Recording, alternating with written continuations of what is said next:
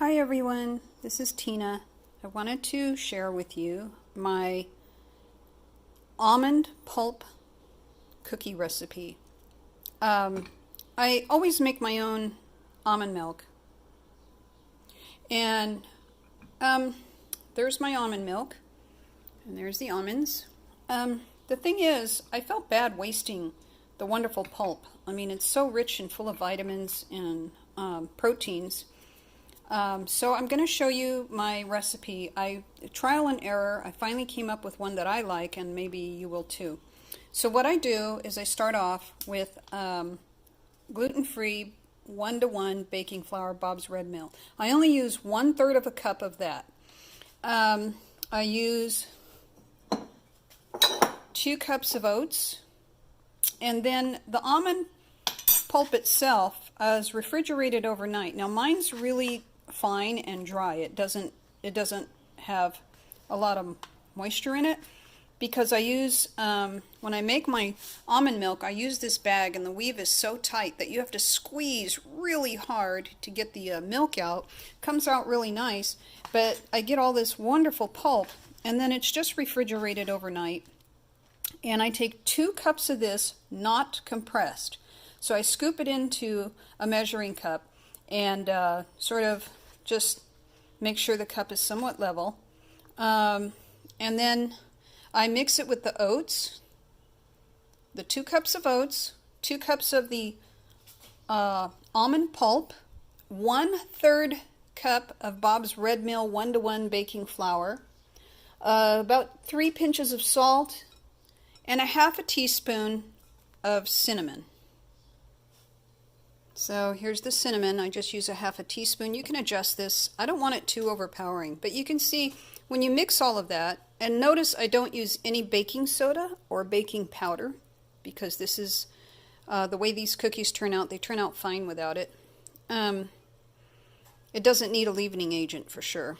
Okay, now the other thing I do is I use 1/2 cup of medium chopped walnuts. Now it's about 2/3 cup when you don't chop them, when they're big chunky like that. But once you chop them, they drop down a little. So make sure that when you measure, that's a little over 1/2 cup, but that's okay. They're moderately chopped into semi-medium sized pieces. I don't want to go too small because I kind of like that flavor when it. I like to bite into those walnuts, but not make them so big that when the cookies bake, they break out of the shape. So anyway, there's the dry ingredients right there. For the wet, I've measured 3 tablespoons of butter and 3 tablespoons of Spectrum organic all vegetable shortening. And why I use shortening instead of all butter is for me the butter is too heavy.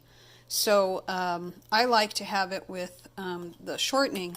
Plus shortening, I mean, it makes sure that the cookies aren't going to be too heavy and oily.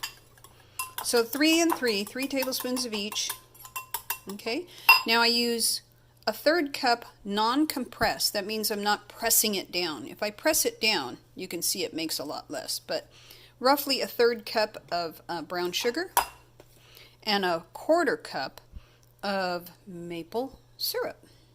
And I'll just put that in there.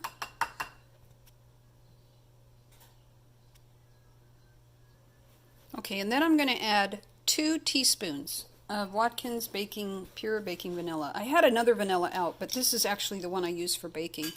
The other one I use for making the almond milk. 2 teaspoons of the vanilla. Okay, and there it is. And now I'm going to mix up this wonderful, sweet, oily stuff. And I'm going to add 2 beaten eggs. 2 beaten eggs. Oops, whoa, got to do this one-handed. I'll scrape that out. Okay, and I'm going to mix that up nice. Look at that. Make sure it's all nice and mixed up.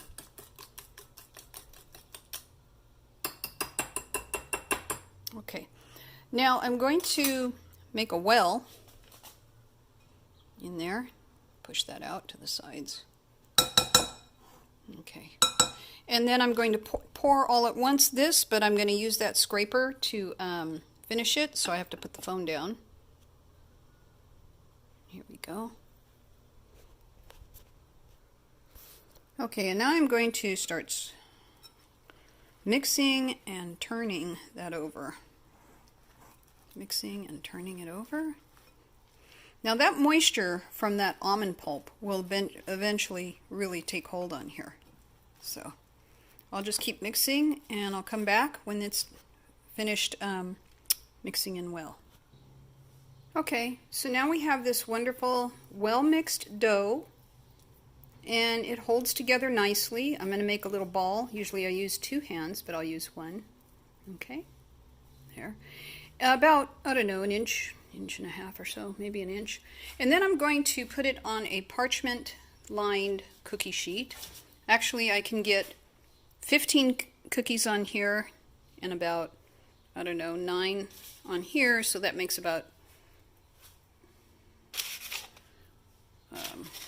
2 dozen. So there. And now I'm going to flatten it, there's a walnut, and shape it slightly and make sure it's only about, I would say, 1/4 inch, 1/3 of an inch, something like that. Okay. And I'm going to do that for the rest of the dough, and I'll be right back. Okay, so here they are, and instead of making 2 dozen medium-sized cookies, this is about 33 or something like that, 32 cookies. What I did was made them a little smaller and thinner than my last ones. But anyway, you're going to get at least 2 dozen out of it, maybe 2.5 dozen. So I'm going to pop them in the oven and bake them at 350 degrees